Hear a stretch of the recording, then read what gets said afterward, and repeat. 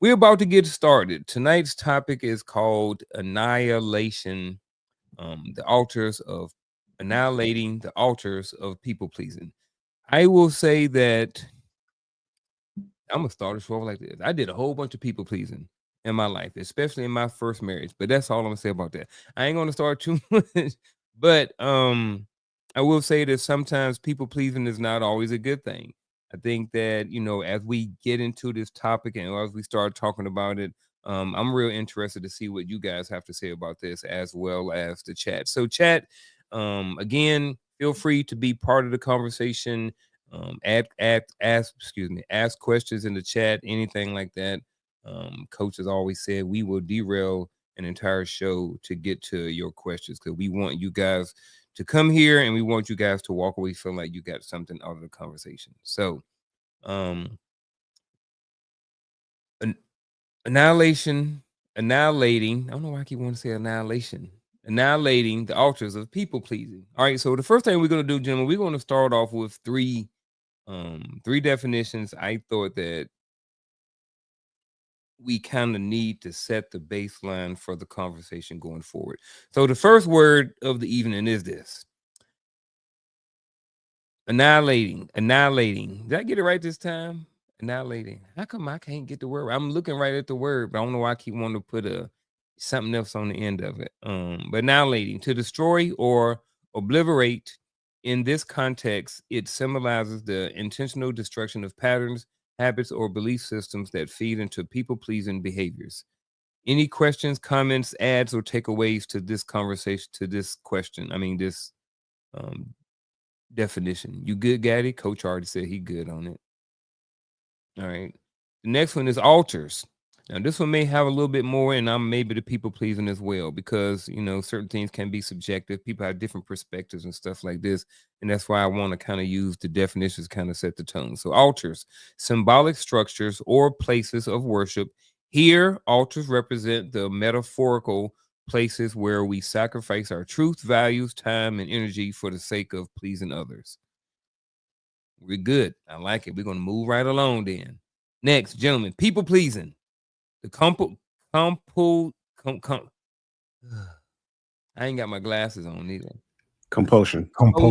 Compulsion of a habit. I had them on. You see, I took them off, so everything is a little bit blurry. Let me put them back on. All right, there we go. The compulsion or habitual pattern of putting others' needs, desires, or approvals above your own, often at the expense of your mental, emotional, and even spiritual well-being. Add or takeaways to this definition. All right, folks, there y'all got it. There's our three definitions for this evening, and this is what we're going to use to kind of set the tone for the conversation. So, with that being said, gentlemen, what are some early signs in a man's life? Now, I am saying man because we are in the end of this Hearts of Men podcast, and this is Men's Mental Health Month. But again, just like a lot of our conversations, they can be, you can take a man out, you can put a woman in there, and different things like that. A lot of stuff we talk about relationships and stuff like that, which can be interchangeable. But for this specific question, what are some early signs in a man's life that he may be building altars to people pleasing?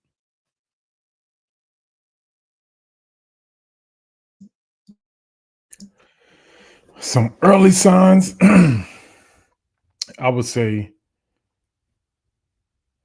when you begin to, or when you feel yourself, let me not even say begin, when you feel yourself beginning to shift the things that you have prioritized for yourself because of how someone else may feel, not even of how they express, even sometimes of how you perceive they may feel about it, and they may think about it, or because somebody has something going on that they just came up with last minute, things like that. And so now I shift my plans from what's important to me or what I have prioritized for myself in the attempt to make sure everyone is happy. In that sense, the moment you feel like someone else has to be happy in spite of yourself and your priorities, let me not even just say that, in spite of your priorities, that may be a sign that we're on our way to start people pleasing.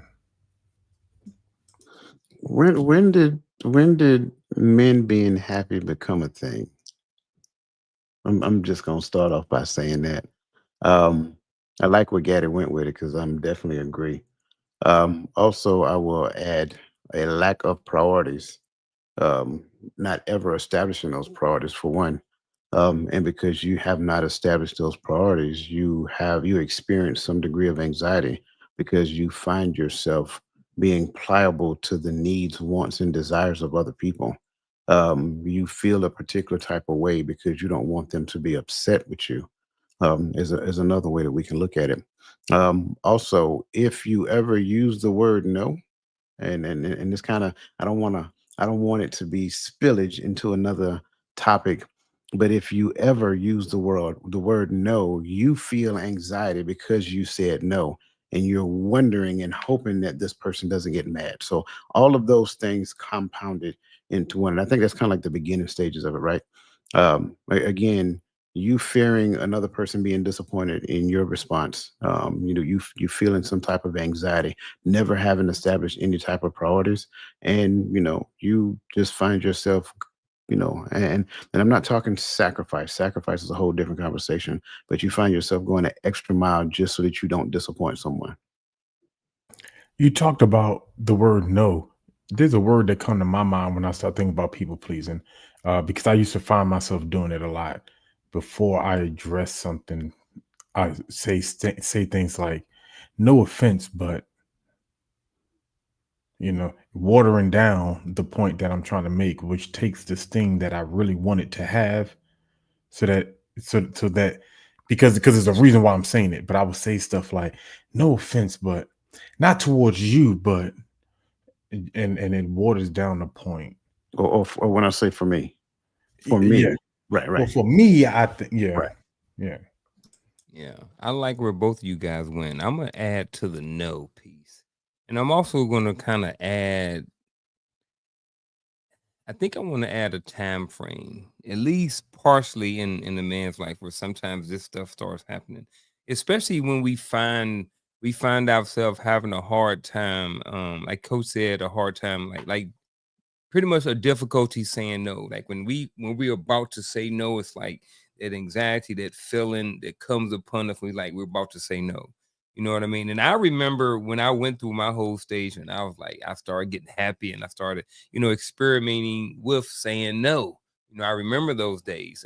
But I remember also being in, I want to say middle and high school, and maybe even elementary school, but middle and high school.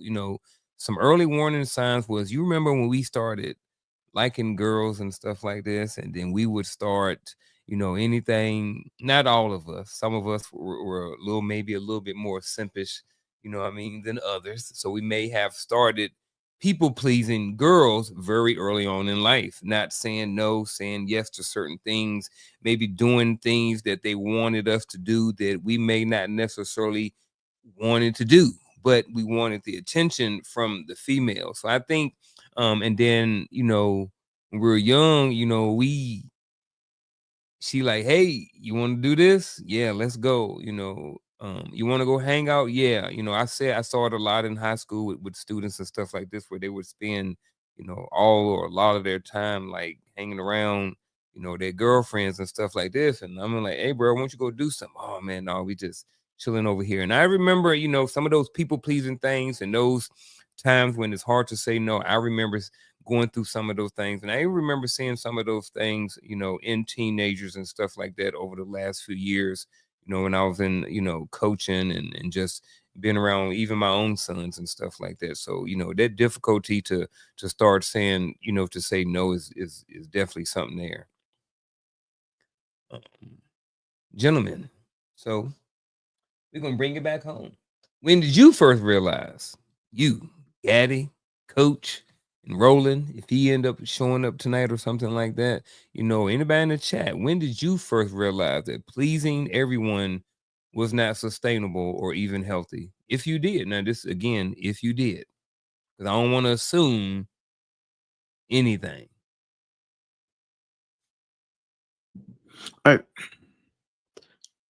I I can say I realized it at a very young age. I was probably in my 20s or so. Um, but then that's when I started to realize that priorities were important. Um, and so the introduction to establishing priorities in your life so that you can have a structured way of being, a structured way of growth and development, was kind of like the gateway, or the lens for me that showed me that pleasing everybody wasn't going to happen.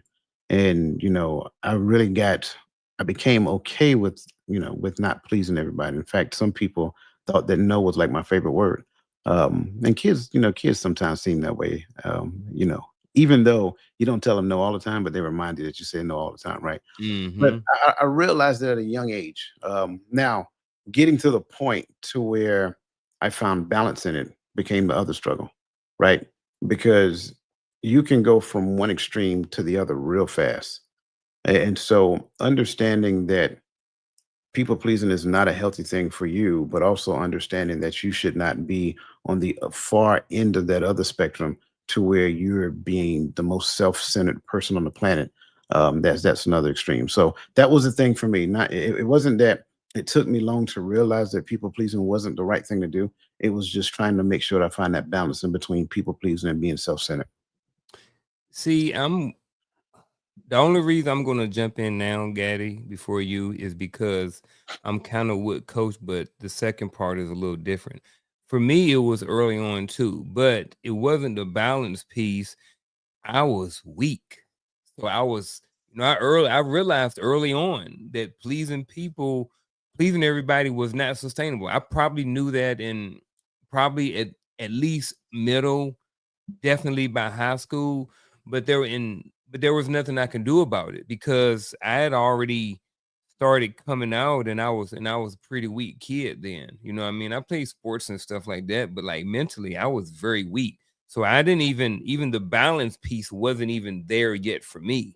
My thing was I knew it. I knew that people pleasing wasn't sustainable, but yet I didn't have any skills, I didn't have any mindset, I didn't have anything there to help me um get over it. I didn't even know that I should have been getting over it. So like I said, for yours, it was kind of more for balancing. To me, it was like I knew it wasn't sustainable. I knew I shouldn't be doing like this, but I couldn't turn it off. You know what I mean? I didn't know how to turn it off. I didn't know if this was just who I was as a person. Maybe I'm the kid who got the gene to where I'm going to be picked on. You know what I mean? And I got to please everybody so I don't be scared, and so people are not, kind of on me. I was a little kid, I'm only 5'6". You know what I'm saying? So I grew up. I was always, a smaller kid. So I always got picked on. So when you get picked on and stuff like this, and you get bullied and stuff like this, you don't necessarily develop all of those skills to help you defend off older kids and different things in life. So you start growing up, trying to please people in a sense, also to kind of keep people off of you. You know what I mean? I can keep people, if I can crack a joke and I can make joke and I can make coach laugh early during the day, maybe on the bus, maybe when we get to lunch table, he ain't gonna pick on me, he ain't gonna joan on me. That's an old word right there. You know what I'm saying? So um yeah, that's kind of where I want to stop right there, and let Gaddy chime in. But like I said, for me, I first realized people pleasing wasn't healthy and wasn't sustainable early on. I just didn't have any skills to do anything about it, so I just stuck and stayed in it for a lot of years. Yeah, man, this question has so many layers for me. So I'm glad you jumped in because it gave me time to really like compress it. Mhm. Uh, but for me, is when I realized that the same time I realized that being good doesn't promote, right? And not saying being bad does. Um, and I'm speaking of like so like my early military career. I spent I, s- I spent first few years being really good at my job. I tell people I don't think that from 2009 to 2000 and today that there was a better 42 Alpha out there. than Son Gaddy, right? But Son Gaddy was specialist Gaddy for a long time, because while people were not trying to learn their job, they were going to school, they were doing things and everything that made them competitive in promotion world. I was more competitive in performance world. I was a really good. I was the go to. They came to me before they came to the NCOs. They came hunt me down. They asked me to take on special projects. They asked me to step in when NCRC was gone for meetings and stuff like that, because I knew what was going on, and it made me less expendable, but non-promotable. If that makes sense. I Oh no, we can't lose you for 3 weeks for that course. Well, I want to go to Fox 5 course. That's important for my MOS in the future. Oh, well, that's a 4.5 week course. We got this thing going on and we really need you. We can't lose you, and so when I realized, I was more concerned about people understanding how good I was than I was about taking care of myself. And then it goes to what Coach said, like it created a lack of priority for me. And so I started watching people that I trained out promote me. By the time I made SAR, and these jokers was getting their first look at SAR first class, I said, "Excuse me, what? Who?" Yeah. But that's because I was, my priorities wasn't set. I felt like if I took too much time to go to school, if I took too much time doing this, if I made it seem like I cared more about myself than the job, then that would make me not look like a good NCO or a good leader. Man, I like that. And then, kind of what you said kind of goes over to Samurai J's comment. So I'm going to bring that up. So Samurai J, appreciate you for your comment. Appreciate you for being here this evening. The question is this. And, so this kind of made me think about it, when you were just now talking. Are we trained at a young age to people please? I can remember always wanting to please my parents no matter what we thought our priorities were. So, gentlemen, what say you? Do you think that we, were trained at a young age to people please? So I'm glad you brought this up because I was going to mention it as soon as you got finished. But Mhm. the answer to this is absolutely. Mm. Um, and depending upon what your dynamics were at home, you were people please in one direction or the other. Um, like going back to one of the biggest revelations I had when it came down to people pleasing, like case in point, we're taught as men to like, well, I use me. I'm not going to speak for every man out there, right? Mhm. But we were taught to be conscious and sensitive to the emotions of a woman. I was raised by a woman to kind of help, right? And so one of the things for me is that I hated to see a woman cry. And then one day I got quiet. I was just, spending some time to myself. I got off work early. And I'm sitting there and I'm thinking about something because me and my, ex during that time, we had a heated discussion, I say it that way. And I'm like, wait a minute. Why is it that her feelings matter more than mine? Why is it that if she is disappointed about a thing, I'm expected to do cheetah flips to fix it? But if I'm disappointed about a thing, it's like, oh well, you're a man, you're tough. It'll pass. And so Mhm. that's when the light bulb started turning on for me. And so when you trace it back, for me, I was pretty much raised in a predominantly female household. And in fact, when I look at it on both sides of the family, it was mostly female, very few men, right? And I won't even just leave it at very few men. It's very few men, and the men that were there, they weren't real active, right? It was almost like that go along to get along mentality. And I'm like, why is that? Why, when I go and see, my in-laws, her grandfather would sit in the corner and just be quiet and speak. That's all he really did. He never really talked. He never really, talked about anything, just spoke and things of that nature. And, I would go and sit down and talk to him or whatever. But so when I look at stuff like that, right? Especially for men, when you ask, are we trained at a young age to people please? Absolutely. But I also like what Crystal said, and I'm not trying to get past this question because I really want Gaddy to chime in as well.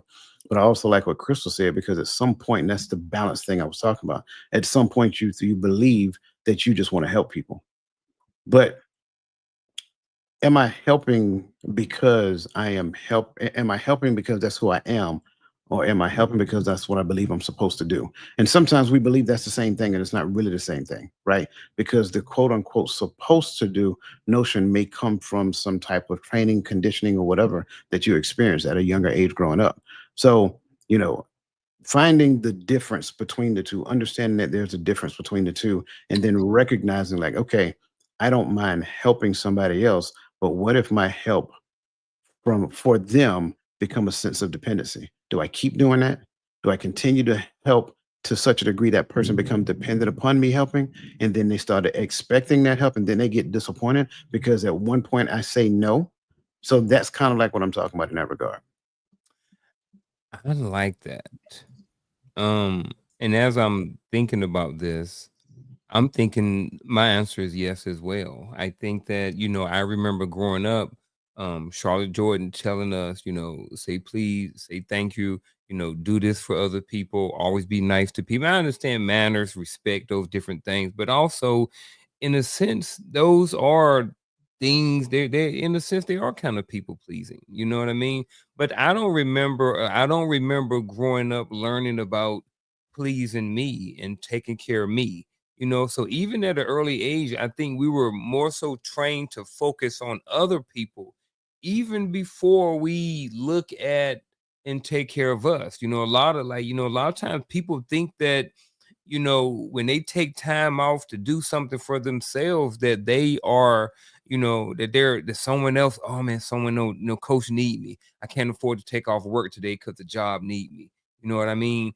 And I understand all of that, but it seems like based off this question, I'm rocking with the yes. I think that we start off getting trained to please people, even to the point to where we know how to please people by the time we're whatever age, but a lot of us are not into our 20s, 30s, and 40s before we come to the realization that we are supposed to take care of ourselves. Now, people pleasing isn't automatically mean that you're neglecting yourself. But I think kind of with the context we're saying that sometimes those two things kind of go together.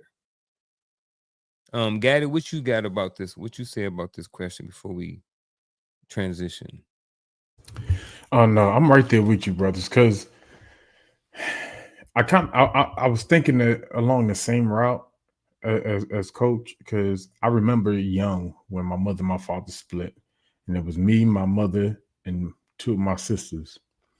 One of my brothers came and stayed with us on and off here and there, but he was at that age. He was running the streets more than he was, you know. Like I just say, as big brother, he ain't got fatherly responsibilities. He wasn't my mother's child, but he he stayed with us every now and then. But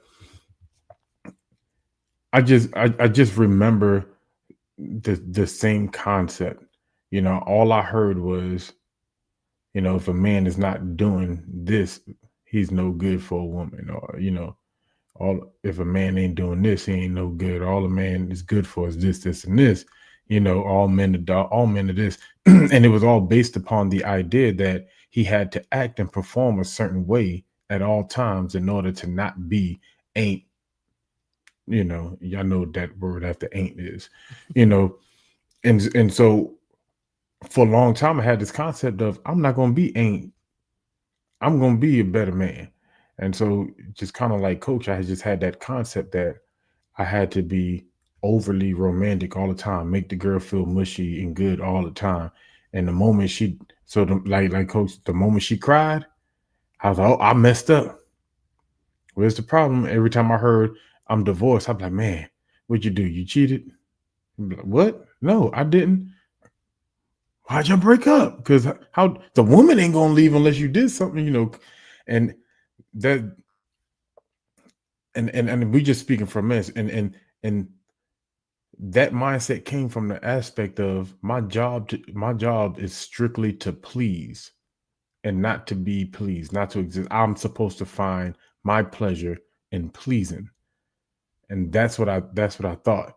And then when I started dating and getting into serious relationships, and when I realized I'm unhappy and it's never a thought in this conversation. in this relationship. And I think that's why you get a lot of men who slowly fade and disappear, because we're not commonly taught how to voice that we're unhappy.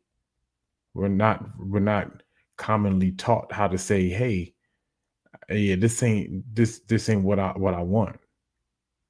So Well, I digress, but happy wife. yeah, right. That's what we were taught. But how much of that is that not people pleasing? That's In a yeah. sense, that's what we were taught. Say, hey, look, as long as she happy, as long as mama happy, everybody happy. You know what I'm saying? And I don't know. I don't want to go there. I'm not trying to start nothing, so I'll just move on. But I definitely, to this question, I do think that this is something that that just like coaching everybody else, I think this is something that definitely happens. Hold on. Yeah. All right, so Jim, we're gonna keep rolling on. Let me what's the next? Let me see what we're gonna go to. I'm looking at the chat. I think Wishkon had another good point too. Samurai J. He all the next one was also some people some some people will please others so much during their life that it becomes their personality. Outside of pleasing others, thank you. Outside of pleasing others, they may find no joy in other things and never work on themselves. I can definitely I've definitely seen that as well too. So Samurai Jai, I appreciate you for being an active participant in tonight's episode. So appreciate you for that. Anybody, if you haven't already, hit that like button, share, hit the bell for notifications so you can know when new videos are being dropped. Next question, moving right along. So we kind of talked about it. We're talking about men, talk about women, talk about combination and all those different things. So do y'all think does people pleasing show up differently in men compared here we go. Does people pleasing show up differently in men compared to women? If so, how? I had to give you your round of applause for putting your spectacles Bro, back I'm on. almost 50, bro. Hey, I feel you. It's time to look it. Go put them thing. Nah. So it can. You said, does people pleasing show up? I don't think it's an automatic. I think it's scenario wise, right? Like me and Coach both talked about. We were taught people pleasing when it comes to relationships, right? From the male aspect to make sure you please the woman at all time, make sure she's happy at all time, make sure she's comfortable at all time. They ain't tell us that she's an emotional roller coaster sometimes, So there's times where she's not happy. She's just dealing with some stuff that you can't react to all the time, right? But anyway, so relationship wise, I think that shows up different. Some women can be taught to people please men in the sense of, the way you serve them has to be all the time, has to be, uh, you have to do it this way. You got to do it that way. You got to make sure you always, I've heard women say stuff as you got to make sure you're always all the way together, made up when your husband's at home. You got to wake up early to put on makeup. I heard my grandmother say that, wake up early, put your makeup on so he never sees you outside of your best and stuff like that. But I think when it comes to just like real life, workplace, I think it can show up the same. It can look the same. I just think we perform differently just on the merit that we're men and women. I think for men, sometimes we get into people pleasing spaces because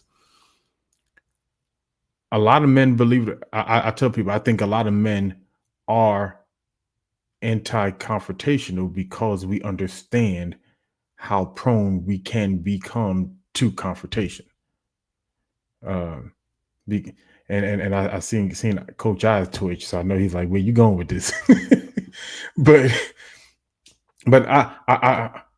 I know that if me and Coach or me and Onk is face to face, and I say something that may come off the wall, I don't think they're gonna haul off and punch me. But I do understand that if I tread down a certain path, there's an opportunity for this conversational scenario to go left, right? It's some furniture moving. Yeah, right.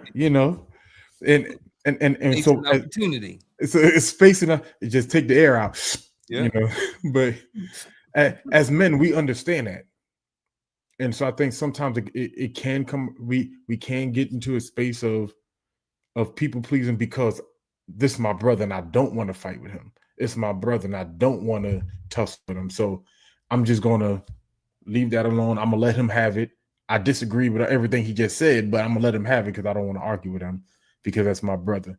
That can be a form of people pleasing. I'll land there. Yeah. So to your point, I think this is a resounding yes. And I think for a couple of different reasons. Number one, just by virtue of being a man and just by virtue of being a woman, like you live life differently, you Mhm. express what you know differently. And if that part can, if we all can agree that that part is true, then the way certain things happen to us and through us must be true as well.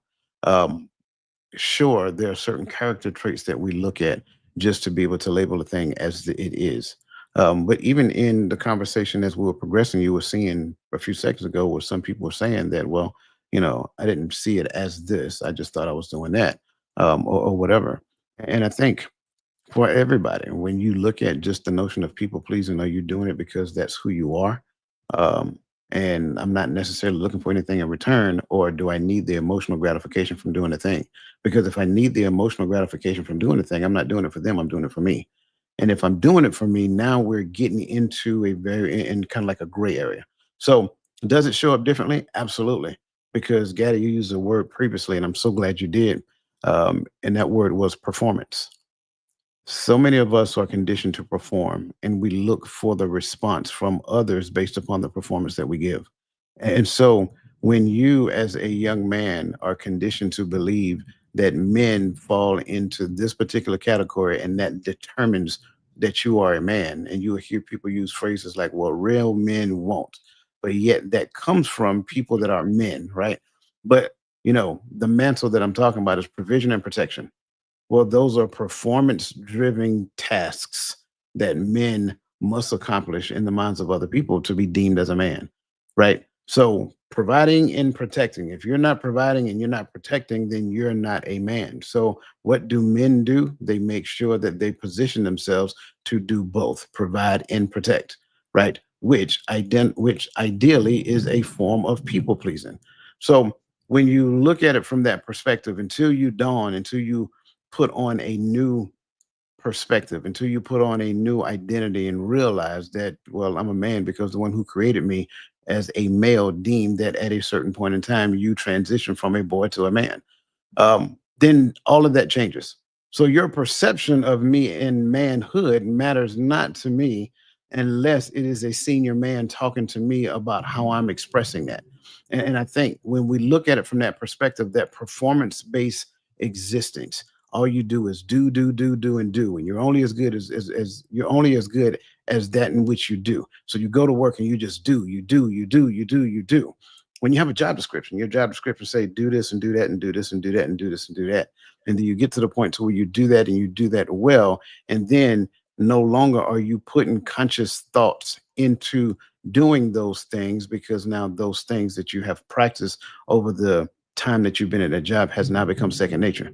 And so from that point, now what you're doing is you're offering assistance to other people based upon what they're doing. And that's what turned you into a team player.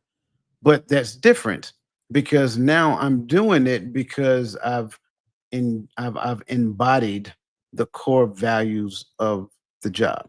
So the core values tend to shape you and make you the individual in which that employers and employees can appreciate being around.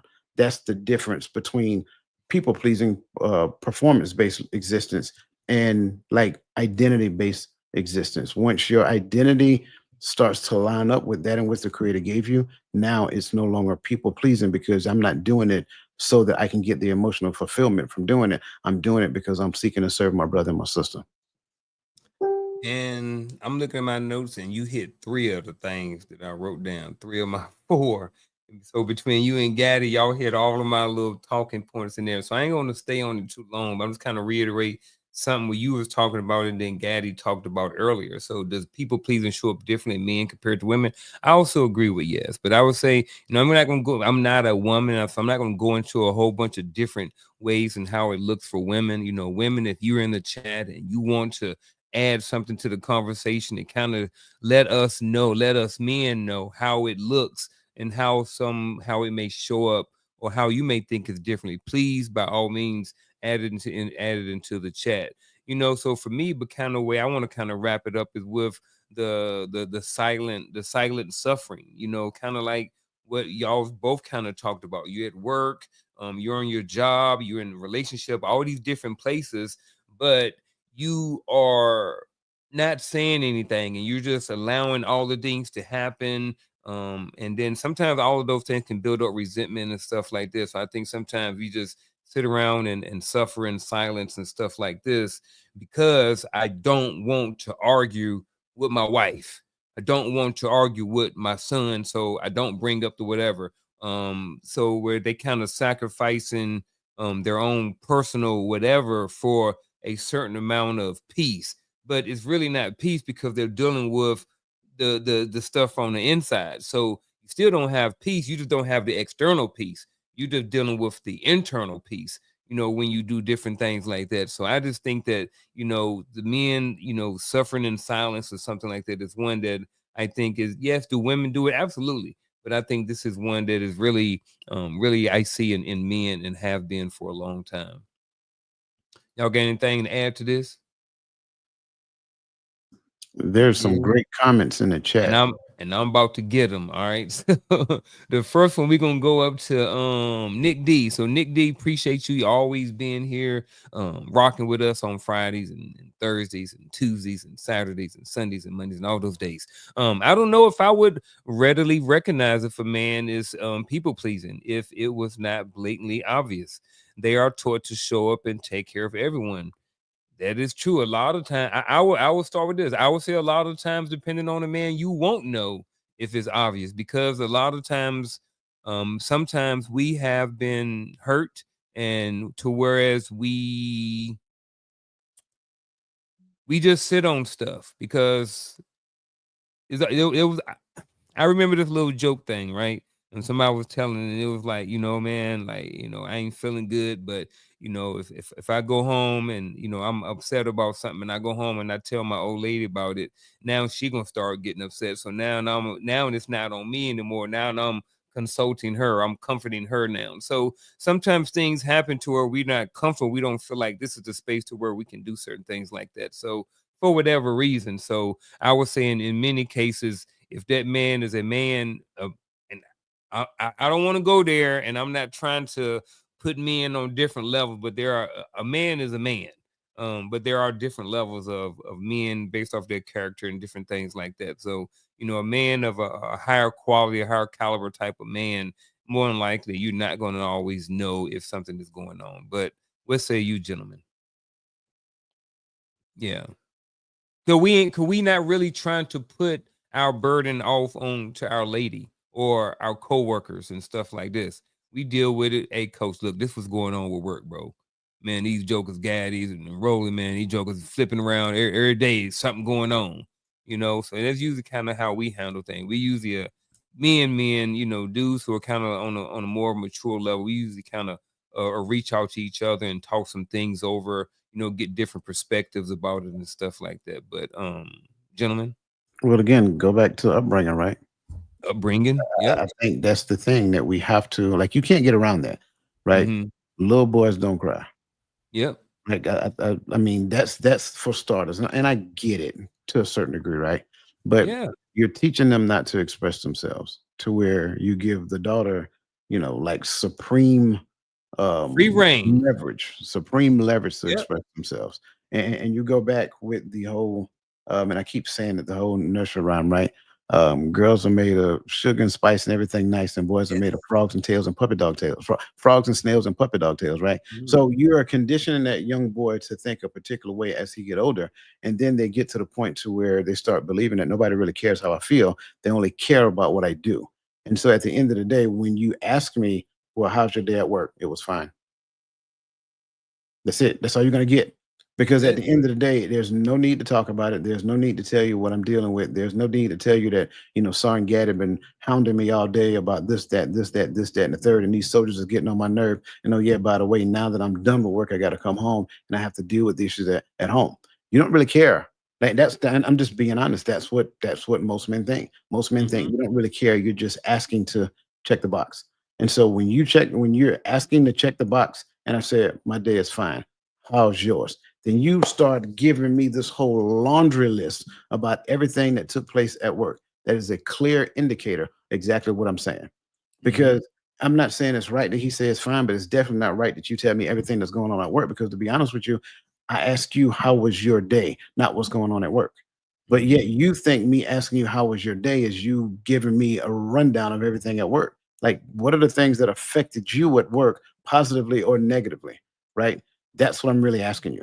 And so just in that space, when it comes down to it, like, sure, we're expected to just deal with it, shoulder it, and get over it.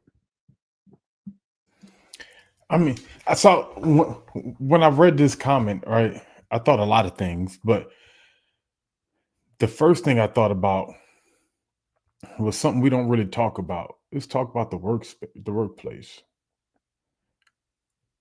There are females that get paid what I get paid to do the job that I do.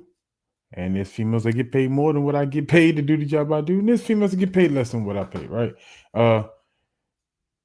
By nature of my position, right? But let a load of paper, because we get paper by the pallet, right? Because, we have a lot of office space. We deal with a lot of paper. Get paper by the pallet. If the woman shows up to the truck to get the paper before the man, they're going to get the call on the man. Hey, where y'all at? I know y'all not going to let these women do bowsy. Now, I'm not saying right, wrong, and differ. I'm just putting a perspective on it. Two people that get paid the same thing to do the same thing. But when there is something manual that has to be done, any type of lifting that has to be done, it's not that is right, wrong, and differ. It's not in your position description, but it's just expected. That if you can say with your chest, you need to go ahead and get the lifting. We see a woman carrying something in the building that you work with, a coworker. What do the men normally do? They'll get it and help her up the stairs with her, or they'll carry it for her. And not arguing perspective about it. I'm arguing the point of this comment. So you don't know if those men are people pleasing, or if they're just doing what they were taught, which is you have to take care. And when I hear everybody outside of my children, I hear women, because that's what we were taught. You know what I'm saying? Unless you're old folks that I'm helping across the street, you take care of women. There's an argument a couple of years ago on social media, because some men were saying, I'm not putting my life on the line for any woman that is not my immediate family. That's not my daughter, my wife, my girl, my sister, something like that, right? Now their reasoning was something totally different that we're not discussing, but the context was, how dare you say that you're a man, especially a black man, and you're not willing to take a bullet for any black woman randomly on the street? It's just the mindset. You're the man, you go die, and we don't know what the perspective of the other of what the woman should do, right? I'm not going to get into that conversation because that's a whole nother conversation. But I think of things like that. And so if a man jumps out there, a woman could have smacked the man, threw something at the man, something. And once the man retaliates with an aggressive positioning, it's going to be in the men's nature that is around to step in the middle, or at least to want to step in the middle, right? to stop the woman from any physical harm. It's just the it's just the way that we're raised, that we go, like Coach said, it goes back to the upbringing. You can't escape that. It's just the way we were taught, we were raised, the way we view things. Right, wrong, or indifferent. So when you start talking about people pleasing, how do you know? I think somebody put that in a comment a while ago. It was like, how do you know where that line is? Yeah, I like all of this stuff. We got a couple more comments I'm gonna get to in the chat. Again, appreciate you for that comment. Does people pleasing show up differently in men compared to women? Samurai J also commented, yes, because we serve one another differently in life. Some things will be universally, especially in work. I like that one too. And then moving down to his divine appointment, I think manipulation and conditioning moves us in the space of people pleasing as well. What do y'all, real quick, Coach? You got to add something to this real quick, and then we're gonna move on. I don't want to spend too much time on it, but what's your thoughts on this, real quick? I can agree with that. Okay.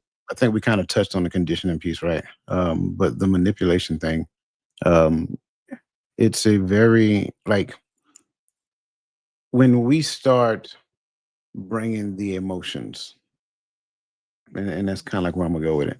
When we start bringing the emotions to the workspace, let's just say, I'm gonna use me for an example. Let's just say I'm a supervisor and I had a bad day at home. I had a bad night at home, whatever that looks like, and I bring my emotions in there, and the coworkers automatically know, based upon how I come in, that you got to be careful because he had a bad day at home. We can see it on his face, so you got to walk carefully around him.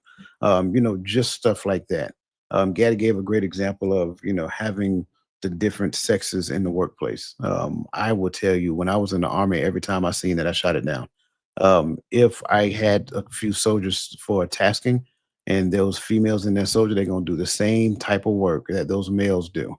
Those things, having the expectation of someone to do a thing because of who you are, or using your emotions to alter the environment and things of that nature. Like, that's a very dangerous game that we play. And unfortunately, it spills over into the workplace. That's what I believe. Yep, I like it, man. Y'all betting 1,000 tonight. Let me go over here and take this comment off, and then I'm gonna bring up this last question. Then we're gonna do something different real quick. So real quick, I don't want to spend too much time on it. Not even 3 to 5 minutes total with all of us, but kind of just go through one quick root cause of chronic people pleasing in your opinion. Just anything that what do you think is one root cause or the root cause of chronic people pleasing in your opinion? Again, I don't want to spend too much time on it. I want to hit this one and then move on to something different. I would say something. So going back to that upbringing thing, all right. I think sometimes as parents we can overly express disappointment to children, and they can grow up in a concept of, I have to please mommy and daddy, not just the concept of doing right or wrong, but having to please mommy and daddy so that they're not disappointed. I think there's a difference between rearing and showing a level of disappointment. I would say the need to be accepted. I think there's a lot of that goes on in society, like just wanting to be accepted. So you will portray yourself to be a person that you're not, hoping that they accept you. But then as time goes on, they realize that that's not who you really are. And then you move from that environment to the next environment because you're still looking to be accepted. I like both of those. And then to Coach's point, I'm going to opposite side of that, and that's the fear of being rejected. You know what I mean? So no one wants to be rejected. So when that's kind of what I talked about when we were young and we're in high school and we get the little girl and stuff like this. We don't want to be rejected by her, so we will carry her books and give her $3, or I don't know, give her, I don't know, whatever we did back in then. I graduated high school 32 years ago, so I was in middle school even before then. 36 whatever 39 years ago. So it's been a while. So but here's what we're gonna do, man. I appreciate that. So here's what we're gonna do, folks. We're gonna shift a little bit and we're gonna play a game tonight. This game is called Would You Rather. So feel free to play along with us in the chat at home and all those different things like this. So pretty much all you have to do is I'm going to bring up a question, and it's going to be, would you rather do this or would you rather do that? And all you have to do is type in, what would you rather do? So we're going to start with the coaches and the people are here on the panel. But again, there will be on the screen for you to chime in as well. Again, you can write them, type them in the chat if you need to. So the first, would you rather question of the night, we're going to go Gaddy coach, and then Gaddy coach. We'll do it like that. You ready, Gaddy? All right, here we go. Would you rather, Gaddy? Would you rather disappoint others or betray yourself? Now, all right, so real quick. So after we answer, I think I got like 4 or 5 of them or whatever like that, maybe 6, I don't know. After that, then if we want to, if it's something else that you guys want to talk about or discuss a little bit further, then we'll come back to a certain question or something like that, and we can go further. If not, then we'll go on to the we're going to the next question. So the first question of tonight is, would you rather disappoint others or betray yourself? Disappoint others every time. Disappoint others. Okay, coach. Not an easy answer. Would definitely disappoint others. Huh? Definitely disappoint others. Not an easy answer, and I'll tell you why in a second. Yep, disappoint others. Okay. Oh, we ain't gotten it in the chat yet. I'm interested to see what some of those comments going to be from the chat. Next, would you rather speak your truth and risk conflict or stay quiet and feel resentful? Now this one is not an easy answer for me, but but I'm gonna stick with speak the truth. Speak the truth. Okay. See what you did. I see what you did there, young Thundercat. I'm with you. He emphasized just that piece. I'm with him on that. Speak the truth. Yes. Speak the truth. Okay, there we go. Everybody's speaking the truth. So right now we all the same thing. So this is no right or wrong. This is just, what would you rather? It's a good one. Would you rather lose a friendship by being honest or keep it by being fake? Some of y'all already in these situations. Right. I ain't not nobody on our chat. I'm talking about somebody who may be watching, who've ended up finding a video or something. Not nobody in our chat. So we got power in chat and YouTube. Yeah. This one's not a hard question for me because if I lose you by being honest, you ain't a friend. So I'm right there with it. Yep, same here. Yep, everybody chat same thing. Here you go. Here's another one. Would you rather always be needed or finally be free? Ooh, Gaddy. I'm gonna pick yeah, this one was tough. All right, I'm gonna go with be free. Okay. Yeah, I'm too choosing be free, but there's an assumption behind this question. But right, would be free. Right. Yeah, because if it's one of your kids, you know what I mean. That's So or your spouse. Would you rather say yes to keep the peace or no and protect your peace? The peace versus your peace.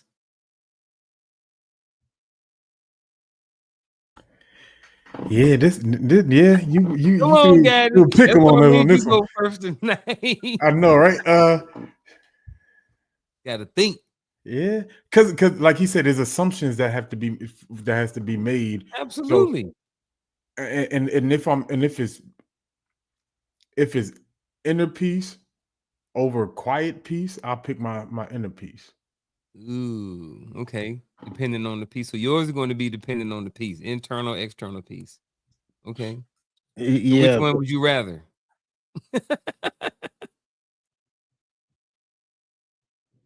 Are you getting me? I'm still waiting on Gaddy. I don't know if Gaddy's still on the fence, ain't he? Oh, so yeah, I'm gonna say to protect your peace is my inner.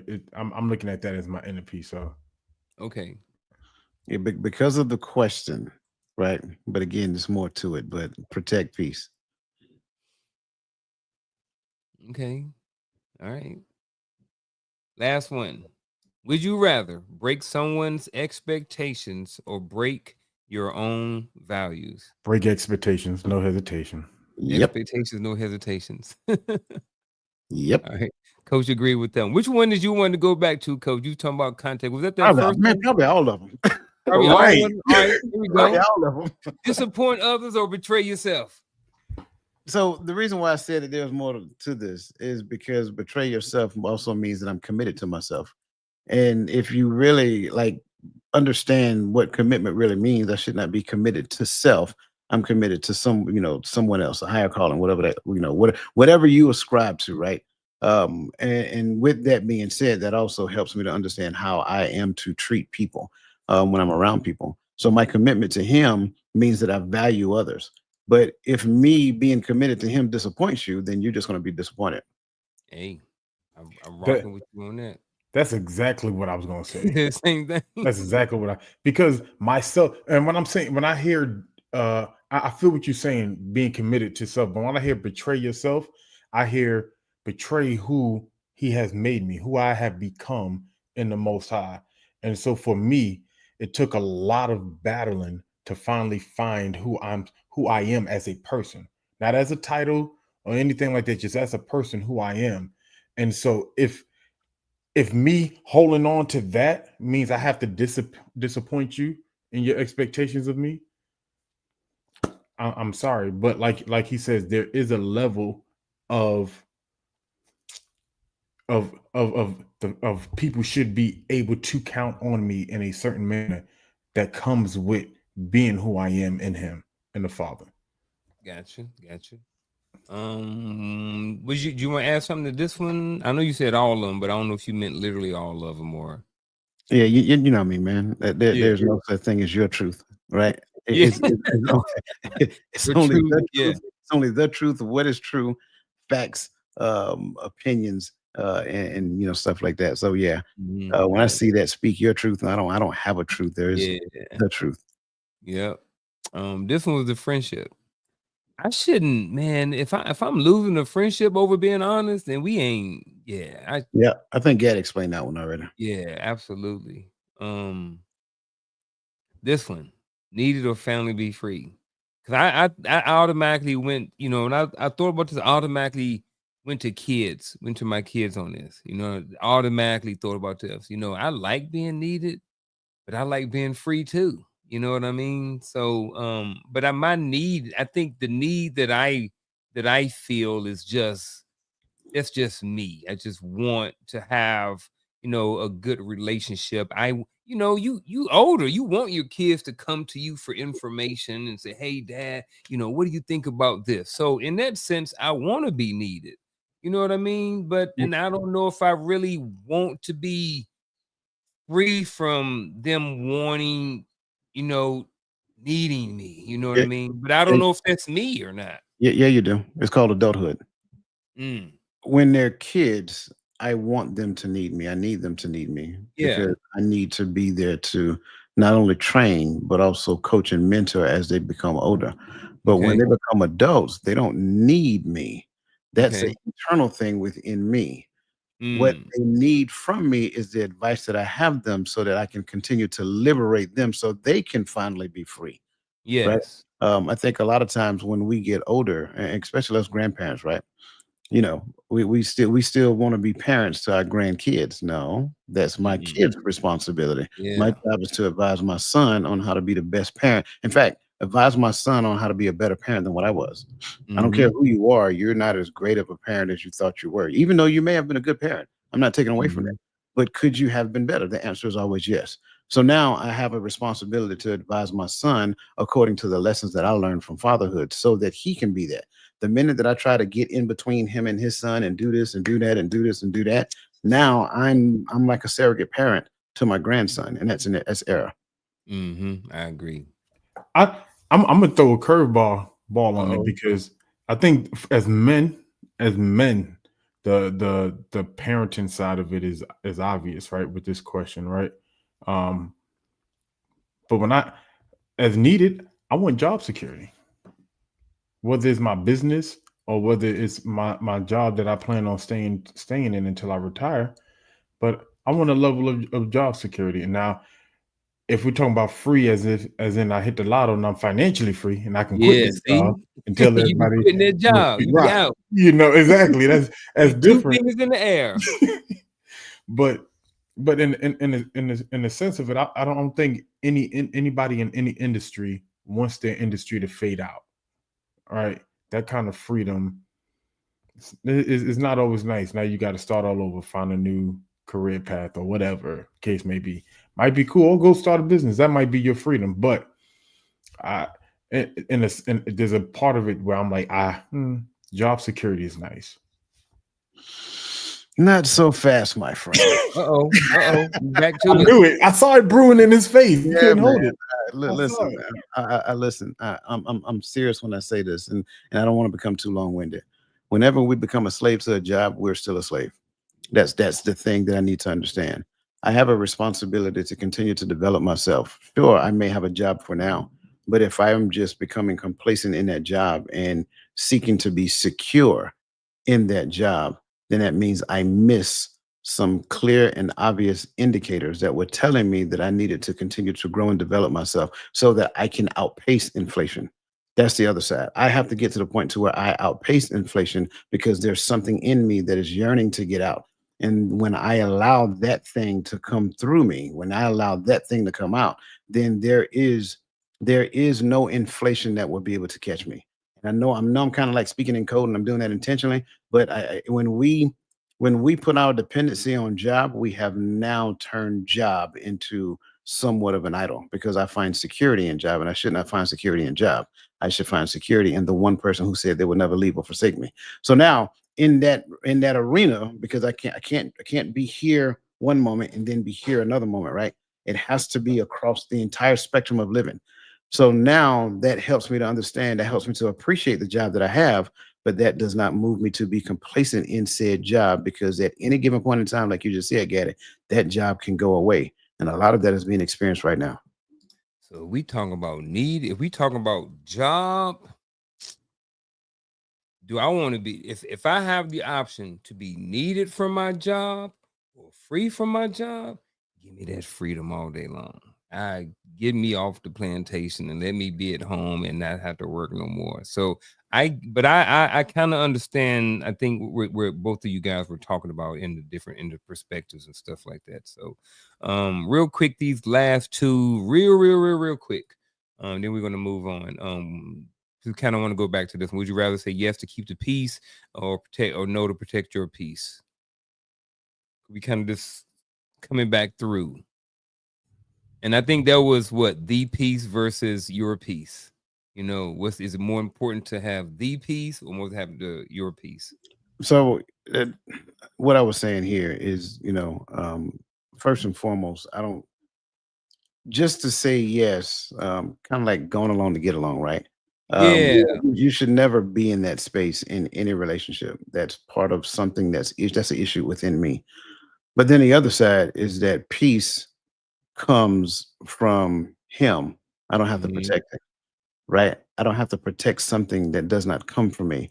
I have to make sure that I am constantly positioning myself so that I can exist in peace and peace always follow me wherever I go. And a lot of the issues that we have is because of internal conflict. I am internally conflicted with something, and either one or two things happen. I express it without filter, or I internalize it, and then I become walking chaos waiting to happen.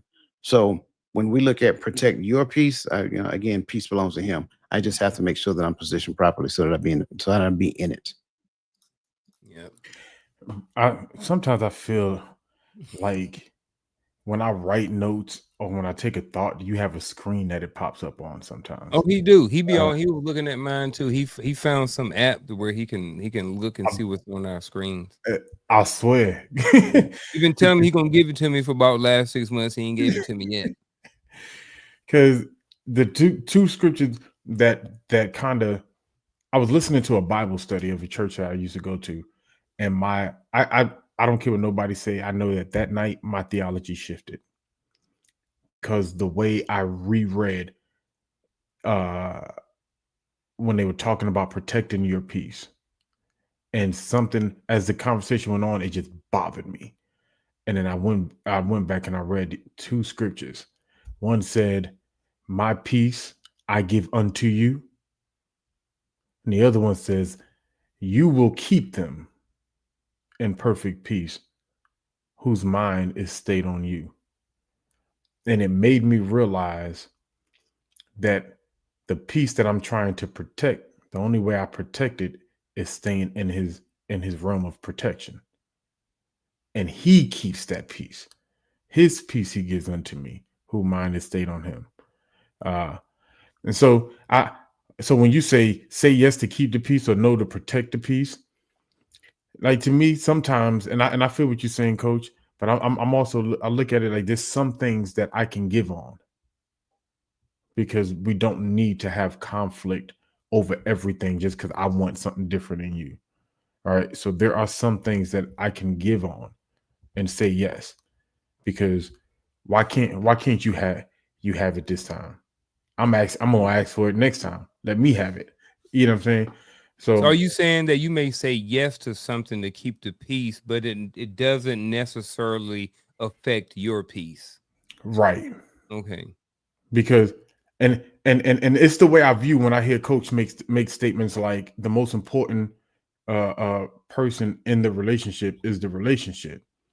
I can say yes because this is not going to break me. And why do I have to tear you down because I want my way? All right. And so now if you're asking me, and this goes back to one of the last questions. Now, if you're asking me to compromise who I am and compromise what he requires of me, absolutely no every time. But if you just want to eat at this one place that I don't like to eat at, Yeah, why not? we can go eat there. We can go eat. Ain't that big of a deal. But I think we're adding to the question at this point. Adding to? Okay. Yeah. All right. Okay. Because no one said that me saying no creates conflict. Okay. If you ask me a Appreciate- question, yeah. if you ask me a question, I should have the right to answer the question the way I want to answer the question. So if you ask me a yes or no question, if me saying no creates drama, it's not because of me. It's because of That's you. a you issue. That's a you issue. But that's a big issue though. Nowadays, a simple no is triggering to people. Hey man, hey, Unc man, hey, can I borrow your car? No. Oh man, you ain't got why you gotta be like that, bro. What you mean? I just said no. I ain't being like nothing. That's you. You got the issue. You feeling some kind of all I said was no. I'm good. I'm cool. You ain't can't borrow my truck. But we spend a little bit more time on there than I wanted to. So I'm gonna skip this next question. I'm gonna go down straight down to rapid fire. So I got another segment for y'all tonight called rapid fire. So rapid fire is when I was gonna have y'all vote, but instead I chose Gaddy at the beginning of the show. So I got 8 questions. Rapid fire. Gaddy, you got between 3 to 6 seconds to answer the question. All right. So you got all day to spend on them. You got to answer the question. Yeah, rapid fire. And we're gonna Me keep it unmute moving. now. You got it, brother. You smart guy. You 42 alpha, AG. right? Either way. Rapid fire. So again, I was gonna have the chat. It's just 8 questions, top of the dome. How you respond to them. It ain't no right or wrong questions, just questions. All right. You ready? Ready. All right. So the first one is, what's one word? And all y'all in the chat, Coach, Coach, you ain't gonna respond, just Gaddy. But if in the chat, if you want to play along, feel free to do so. So, what's one word that comes to mind when you think of people pleasing? Scared. Scared. Who's the hardest person in your life to say no to? My kids. What's something you used to say yes to that you no longer do? Holidays. Which is harder, setting boundaries or enforcing them? Enforcing them. Name a moment you people please. Nah, I'm on that one. Finish the sentence. I knew I had to change when. I lost sight of who I was. What's the most freeing no you have ever given? Say that again. What is the most freeing no you have ever given? Doctrine to certain Doctrine. doctrines. Okay. When do you feel most authentic, alone or with others? Alone. Alone. Okay. Good job, Gaddy. Gaddy, you was on it, man. That's some good questions. What you think about the rapid fire segment? I didn't know what was coming. I was like, in my head, I was like, "Where's that on my notes? Where's that on the notes?" I didn't know the notes. I had to. Yeah, I was like, "Let me leave it alone." Hey, he's over there sweating. What's that? You over He was sweating? over there sweating. I ain't know. I ain't gonna have no question to throw you under the bus. I ain't gonna do that. Nah, but I'm unpredictable sometimes. You never know where what his questions are. Not that they throw you under the bus. Is that sometimes you ask a question that make me be like, huh? So I didn't know what to expect. Yeah. Yeah. Which y'all let me know. So in the chat, let us know sometime tonight what y'all thought about the rapid fire segment and or the what was the other segment, the would you rather segment. So just let us know at the end of the night. Sometime chat us, email us, reach out to Coach Gaddy, one of us, or something like that. And just let us know what you think about those two different segments right there. So what we're going to do, we're going to get, we are wrapping up. We got about 14 minutes or so. So I'm going to do one, and this is kind of just to let everybody in the chat know what we got going on and stuff like that as well for the rest of the show. So we got one scenario question, and then we got one or two questions after that. We may get both scenarios on though. One or two questions, and then we're going to end up with our final thoughts. And if you haven't already, go ahead and hit that like button, share button, subscribe button, all of those different things like that. Appreciate everybody for being here. But here we go. All right, so here is the scenario for one of the scenarios for tonight. Which one do I want? We've been talking about the work stuff. So let's go to this one. All right. So Marcus has been dating Jasmine for over a year. To keep the peace, he constantly adjusts his schedule, opinions, and boundaries. He loses himself slowly, but fears that standing firm will cost him. That is all you get, gentlemen. The floor is yours. I guess I'll take it first since Gaddy has been ran through the gauntlet with rapid fire. Yeah, even did the gauntlet. Yeah. I would say first and foremost, Marcus needs to give me a call. I will start there. The issue, if Marcus does not regain himself or regain ground, this is going to become habitual on both parties. Jasmine is going to start having expectations for him to continue to adjust his schedule, adjust his opinions and his boundaries for the sake of what she wants. The other side of it is that Marcus needs to understand how to not only have boundaries, but also express himself in such a way that he is not being belittling to Jasmine. And also, when it comes down to a schedule, did he share his schedule with her? Does she know what his schedule is? Because at the end of the day, I'm not saying that you can't adjust your schedule, but is it necessary to adjust your schedule, right? Have Jasmine done everything that she needs to do the things that she want to do, right? Because let's just be honest, there's a lot of Jasmines out there, right? That Jasmine has a issue, and now it becomes Marcus's issue. And so Marcus now have to make amends to help Jasmine with her issue. Well, Jasmine, let me ask you a question. Did you do the necessary level of work to figure out your own problem?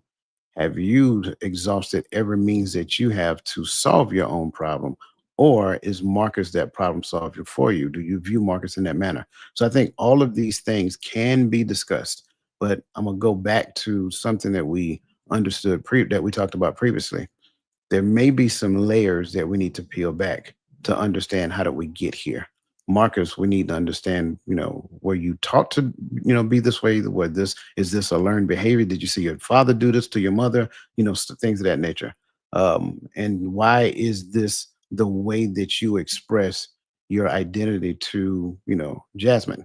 On the other hand, Jasmine, why do you feel it necessary for Marcus to make these adjustments? And again, keep in mind, they're dating.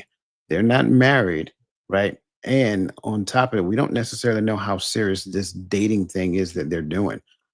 So they may still be in that phase where Marcus is trying to impress Jasmine. And if that's the thing that he is doing, that part needs to be addressed as well. So it's a number of things that we can talk about in relation to this, but I don't think it's just one person, it's both. I agree. I'll just continue on adding on because Coach did the whole coach thing and he broke this thing down. Oh, he did. So I'm gonna take it from the aspect. I'm just gonna continue the scenario.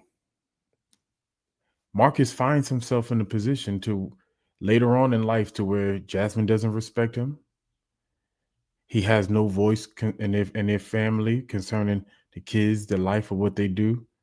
Jasmine constantly gaslights him with her emotions and other things to make him move when he begins to start trying to find himself and find his voice. You know, it and it's not because Jasmine is a bad person, but you taught her to do this. You opened up an avenue to where her expectations is that she gets her way all the time because of the lack of the boundaries. Because of lack of boundaries, right? You started off that way, and it progresses, and then you're like, oh, well, she's a gaslighter, she's a manipulator, she's a this, and we start putting titles on her. Well, because you now change the conditions of her life when you decided you want to try to stand firm on something, and so then she starts crying when you say no because she don't know what that looks like. She don't know what else to do. I have to get my way. And I'm not saying that she's perfect either. I'm just saying as men, we set conditions as to what we are going to allow in the future, and we set them early. And if we don't begin to voice our boundaries, right, or not even enforce those boundaries in our lives, we're telling people that they can just walk all over us and they can walk all over them. Where do you go from there? It just continues to get worse. And then you're like, nobody likes me. I'm cutting all my friends off. I'm cutting Jasmine off. Well, you need to cut everybody off and go find out who you are. Find that inner strength. Find Coach Dwayne Dwyer's phone number. I'm joking, but not joking. If there's a Marcus in the room, it's a Marcus out there that's probably looking at this right now. Right. I've been Marcus. I'm just saying. Remember, I keep going back to middle and high school. People pleasing. You know, it starts early. Like you said, we talked about how, you know, maybe we're kind of groomed and kind of raised to have this mindset. You know what I'm saying? And then when I got in high school, this is exactly what I did when I had little girlfriends and stuff. It was all about pleasing them. I ain't know who the heck I was. I'm just like, I was happy somebody took my number. You know what I'm saying? Shoot, I ain't playing. But like, you know what I mean? For me, as like being a late bloomer, a smaller guy, and different things like this, I wouldn't, you know what I mean?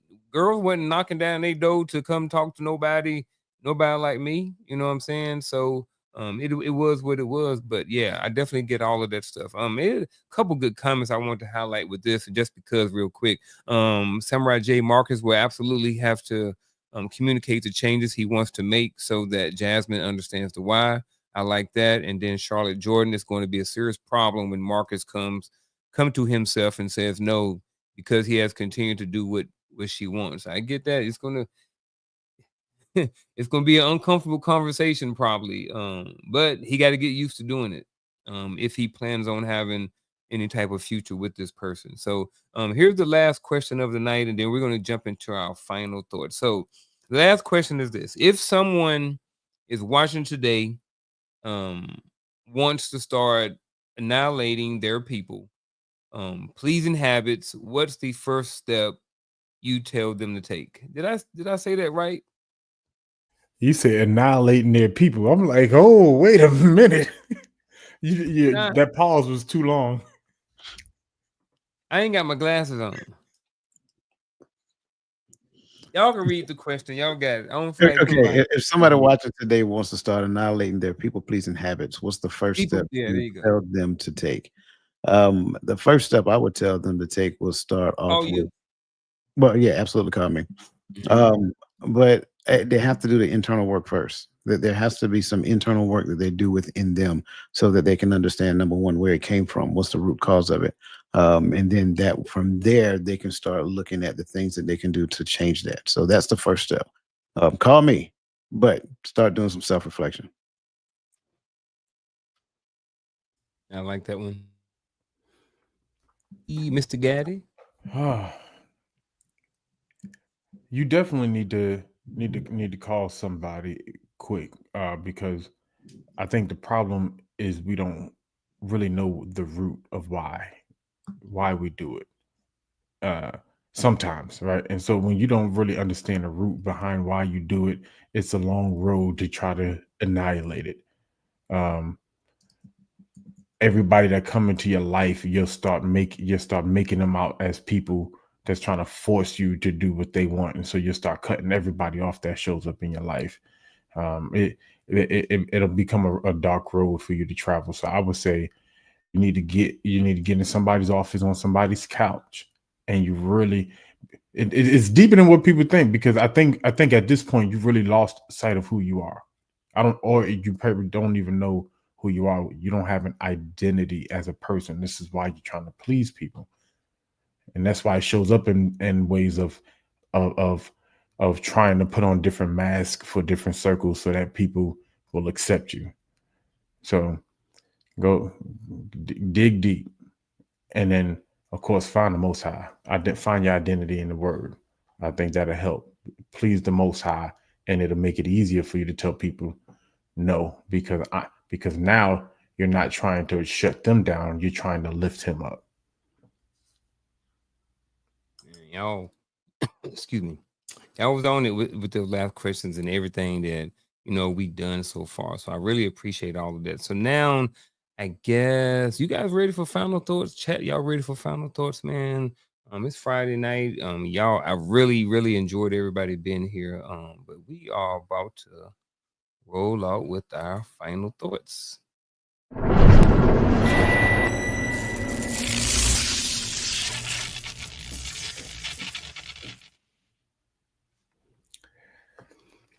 I think there can be a misconception that the opposite of people pleasing is self pleasing, right?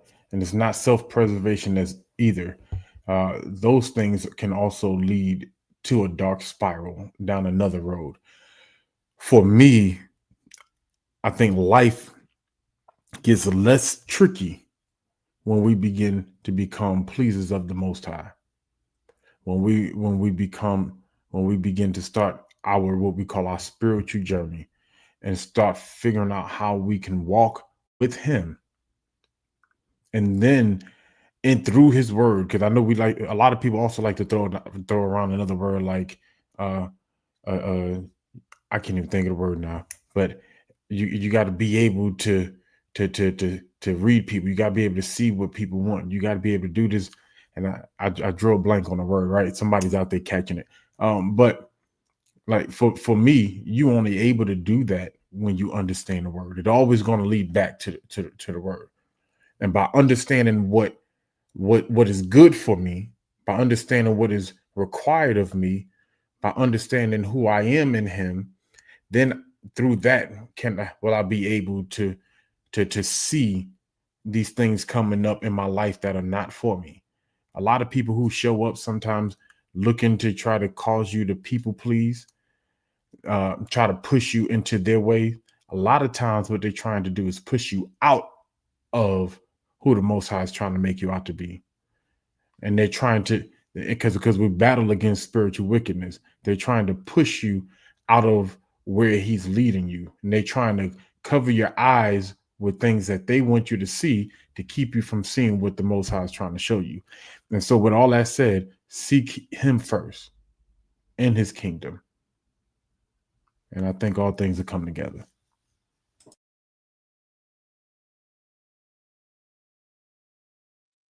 Man, that was a good one. I think it was a great show. As we wind up tonight's topic, my final thoughts on tonight is, as we've talked about and as we've learned and heard tonight, this people pleasing for some of us starts real early. It starts, early on as a childhood. And the thing about when you have something that has been part of you for so long is sometimes you may not always recognize certain things. And I think this is one of those topics. This is one of those things, the people pleasing. When you grow up and you're people pleasing and you're doing everything you can to try to please people, I think sometimes you may not always be aware of how it may be affecting you in a negative way. So, to all of those who are watching and may not be aware, just have a look. And like someone talked about going inward, just look at your relationship, seeing if the relationship that you have, is it about pleasing the other person, is it really pleasing people, or is the relationship manipulative at any point, are you self-sabotaging or anything like that? So just take a look at those relationships. I don't think that I think that there's nothing wrong with pleasing people, but to where that is the backbone or the staple and the only thing that's in that relationship. I don't know. It's just something I'm thinking about. But at the end of the day, man, when it comes to people pleasing, I think there's a lot of good things said here tonight. And I don't know. That's my final thought. I greatly appreciate what everybody had to say during this conversation. I thought it was really good. Um, but as I look at and listen to this conversation, I'm reminded of an old saying. I can tell you the key to success, but the key to failure is trying to please everyone.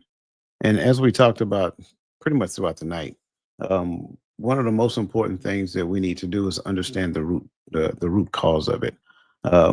People pleasing generally stems from deeper issues, and those issues could, stem from where people when we tend to prioritize others' needs over our own self safety, and that's a real thing. I also need to understand its impact on my well being. It's a good thing to want to make people happy, but it becomes problematic when it becomes excessive because it can lead to burnout and negatively affecting my mental health. And as we stated before, self reflection is definitely the key, and also setting boundaries. But I'm I'm cautiously optimistic when it comes down to setting boundaries because sometimes we set boundaries as a not as more of a protective mechanism, and that can be a response to fear more so than it is based upon something healthy. Like think about boundaries as you owning a house and realizing that your house has a property line, and that property line is a boundary. Well, you also may put a fence up, and that's also is another boundary. But then your house by itself, the exterior walls of your house is another boundary. So there has to be layers that people get through to get to you. And it's not because you're more so protecting yourself, it's more so of you actually having those boundaries for yourself because that's how you get to show up to be a healthy, true, authentic version of yourself. And that's the thing. We have to get to the point of understanding who we are and then embracing that authenticity. And I think in the midst of that, when it comes down to people pleasing, that should help everybody. I analyze themselves and get to the point to where we're understanding in certain areas. Because make no mistake about it, we can people please in certain areas, and other areas we can seem like our authentic self. So we got to be careful and we got to be honest with ourselves. And that's my final thought for the night.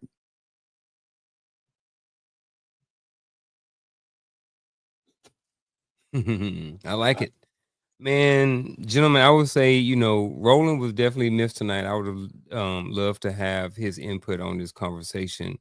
But we rolled with what we got tonight, and it was a great conversation, man. I learned a lot. I was really looking forward to this conversation. Sometimes you have titles and you just like, man, and some of them you just like, man, you really look forward. I would say that certain titles you like, man, these are good. And some of you like, man, I can't wait to get to this one. And this was one of the ones like I just couldn't wait to. I was really, and I guess because this is something that really affected me a lot of my life. I was always like people pleaser, always, shy kid growing up a little bit and stuff like that. But I didn't want to stand out, having a first name Garfield, being short and underdeveloped in high school. You didn't want to stand out because if you stand out, then people are gonna, you know, you know, like they said in the military, out of sight, out of mind. So I was trying to stay out of sight, out of mind, so I didn't get picked on and stuff like this. But again, gentlemen, again, appreciate you guys for being here tonight. Appreciate the conversation. Appreciate, you know, all of the co-hosting tonight. Every word that was said out of you guys' mouth. Every word and there was letter that was typed in the chat. Appreciate you guys for being here this afternoon. Next show time, next hit time is tomorrow morning, 10:30 a.m. Right, Coach? All right, and then after that, is there anything Sunday?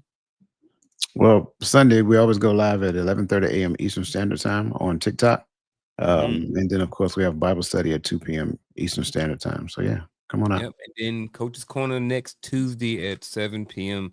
Eastern Standard Time. And I think other than that, we're done, right? All right, folks. See y'all next Friday night for another episode of Hearts of Men Podcast. We are out.